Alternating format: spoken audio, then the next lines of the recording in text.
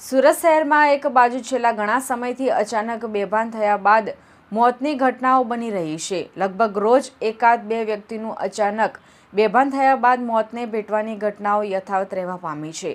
દરમિયાન વધુ એક ચોંકાવનારી ઘટના સામે આવી છે.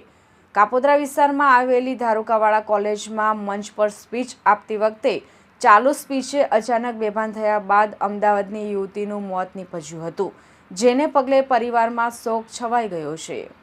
મળતી માહિતી મુજબ અમદાવાદના રાયપુર ખાતે આવેલી અકાશેટી પોળ ખાતે રહેતી 24 વર્ષીય જીલબેન સુરેશભાઈ ઠક્કર અમદાવાદની ખાનગી આઈટી કંપનીમાં સોફ્ટવેર ડેવલપર તરીકે નોકરી કરતી હતી.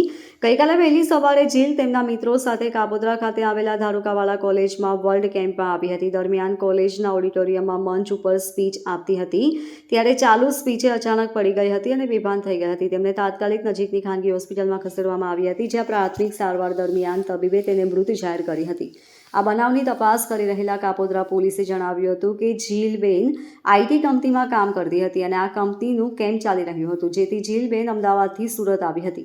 ધારુકાવાડા કોલેજમાં સેમિનારમાં સ્પીચ આપતી હતી ત્યારે ચાલુ સ્પીચે જ તે અચાનક બેભાન થઈ ગઈ હતી. તેના મૃતદેહનું પોસ્ટમોર્ટમ કરવામાં આવ્યું છે અને તેના મોતનું સાચું કારણ જાણવા સેમ્પલો લેવામાં આવ્યા છે. હાલમાં હાર્ટ એટેકની શક્યતા લાગી રહી છે. મૃતકનો એક મોટો ભાઈ પણ છે. Bureau report LK star news Surat.